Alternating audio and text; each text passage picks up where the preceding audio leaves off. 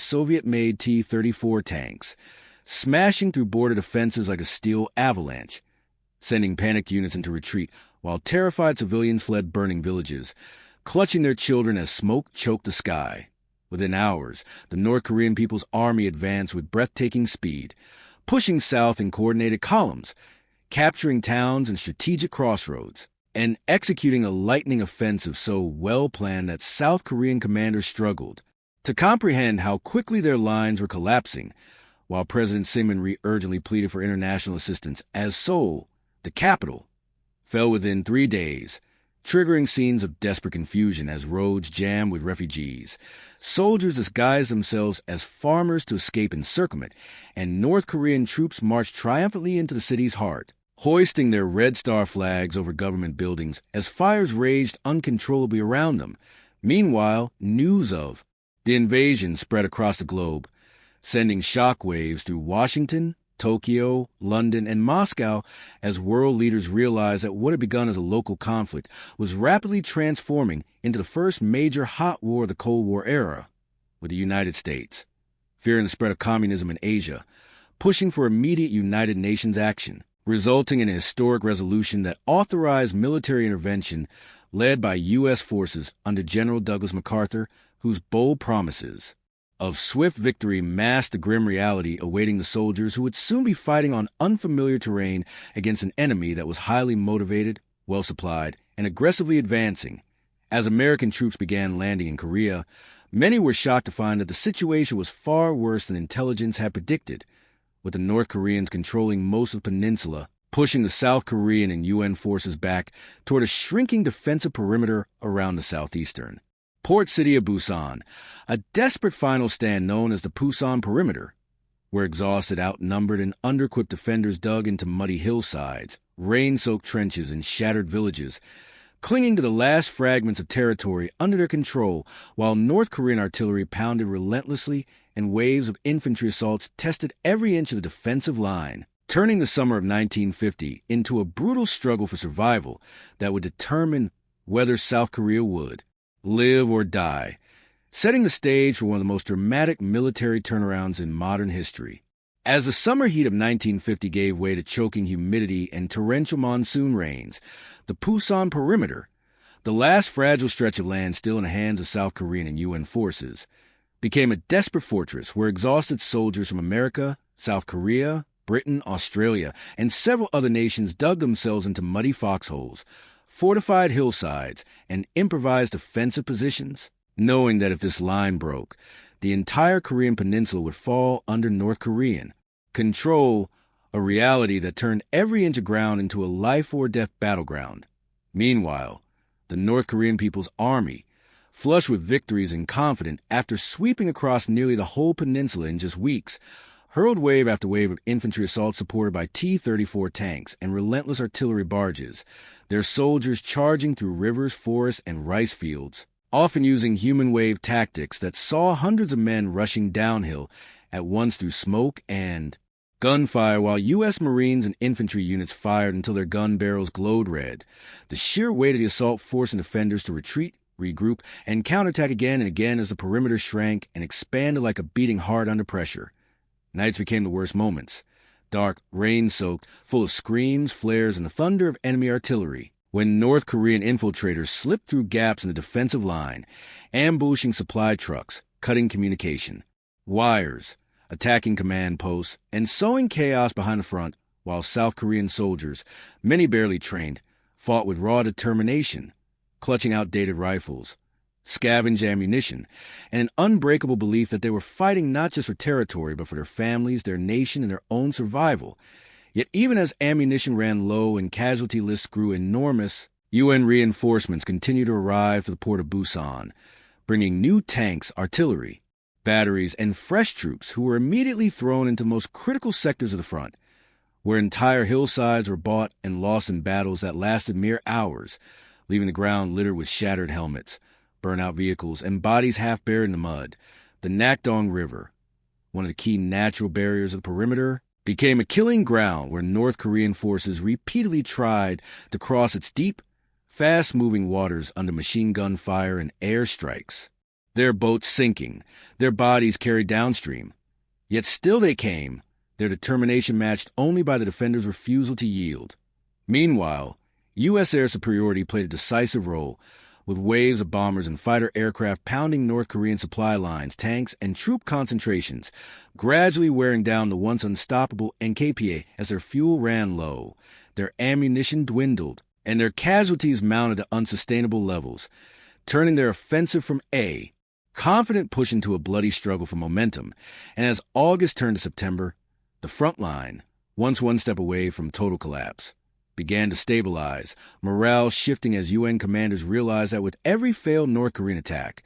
the momentum of the war was subtly reversing, building toward a daring, history-shaping counterstroke that General Douglas MacArthur had been planning in secret. An amphibious landing far behind enemy lines that, if successful, would flip the entire conflict on its head and transform the desperate defense at Pusan into one of the greatest military comebacks ever attempted. In mid-September 1950, while the exhausted troops clung to the Pusan perimeter, General Douglas MacArthur unveiled his audacious plan to strike behind enemy lines with a daring amphibious assault at Incheon, a port city on Korea's west coast protected by treacherous tides, narrow channels, and steep seawalls that had convinced most military planners it was nearly impossible to land a large force there. Yet MacArthur believed that boldness was the only path to victory, and so thousands of soldiers, sailors, and Marines prepared for an operation that would risk everything on timing, surprise, and precision under the cover of darkness and relentless naval bombardment. U.S. Marines stormed the beaches on September 15, 1950, wading through knee-deep water and dodging enemy artillery fire, while helicopters, landing craft, and warships coordinated in a breathtaking display of modern combined arms warfare, and within hours, small units had secured the seawalls, scaling the cliffs with ladders and ropes to establish footholds for the main assault forces, fighting through entrenched North Korean defenders who were initially caught off guard but quickly recovered, turning every warehouse, dock, and factory along the shoreline into a bitter killing ground. As the landing progressed, the North Koreans scrambled to respond, but confusion disrupted communication lines, and panic among their forces allowed UN troops to push inland. Linking up with paratroopers dropped further, behind enemy lines would seize bridges and key intersections, effectively trapping large portions of the North Korean army between the advancing Marines and the entrenched units still holding the Pusan perimeter, creating a devastating double envelopment. Meanwhile, heavy rains and mud turned the roads into quagmires, slowing supply convoys and turning tanks into immobile targets. Yet the determination of the Marines, combined with U.S. air superiority, allowed the assault to press forward, cutting off retreating North Korean forces and capturing thousands of prisoners while destroying key logistical hubs that had supported the previous rapid advance of the NKPA. And as the port of Incheon fell into Allied hands, morale surged for both soldiers and civilians, signaling that the seemingly hopeless situation at Pusan was about to be reversed. In just days, the Incheon landing forced a rapid collapse of the North Korean southern front, with UN forces executing a lightning strike northward that liberated Seoul after intense urban fighting filled with street-to-street combat, sniper duels, and artillery duels that left neighborhoods in ruins, while terrified North Korean soldiers fled in disarray, their supply lines severed and command structures shattered, marking a dramatic turnaround in the war and demonstrating how a single, well-executed strategic maneuver could completely alter the momentum of a conflict that had once seemed all but lost, transforming the Korean War from a desperate defensive struggle into a counteroffensive that would define the course of the next several months. Following the stunning success of the Incheon landing and the liberation of Seoul, UN forces under General MacArthur did not pause, pressing relentlessly northward toward the Yalu River, where North Korean forces, demoralized and depleted by the encirclement at Pusan and the unexpected strike at Incheon, struggled to mount any coherent defense, retreating in chaotic columns while leaving behind burned-out vehicles, abandoned weapon caches, and terrified civilians who fled the advancing troops. Yet the advance was not merely a triumph. It was a logistical nightmare, as supply lines stretched hundreds of miles across mountains, rivers, and rice paddies under extreme Korean winter conditions,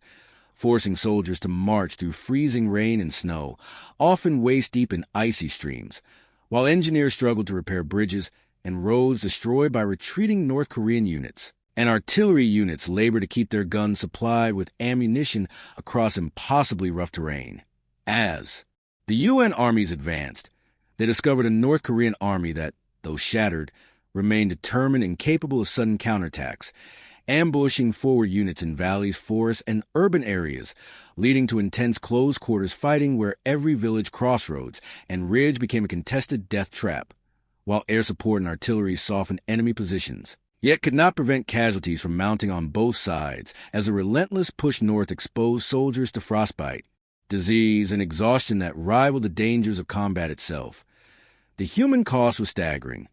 but the political implications were even greater, as the advance toward the Chinese border alarmed Mao Zedong and the Chinese leadership, who, fearing a potential invasion into Manchuria and the collapse of North Korea as a buffer state, secretly began mobilizing hundreds of thousands of troops across the Yalu River, preparing for an intervention that would dramatically alter the dynamics of the war, a shadow that UN commanders failed to fully anticipate even as they pressed forward with the confidence of momentum and victory. In the north, cities like Pyongyang fell in quick succession, with North Korean government officials fleeing or surrendering, while UN forces captured massive quantities of propaganda, documents, and equipment. Yet each victory carried the ominous sense that the war, far from nearing its conclusion, was entering a new, more dangerous phase, and as December approached, Chinese troops crossed the frozen Yalu in secret, positioning themselves to strike the exhausted UN forces, setting the stage for massive battles in the harsh winter terrain, where entire divisions would be encircled, supply lines destroyed, and the lessons of the early Korean War, speed, surprise, and mobility, would be tested against overwhelming numbers, bitter cold, and a relentless, ideologically driven enemy, ultimately proving that the war that began with the sudden storm of June 1950 was only beginning to reveal its full scale, complexity, and human cost, with the Korean Peninsula descending into a protracted conflict that would shape geopolitics, military strategy, and the lives of millions for decades to come.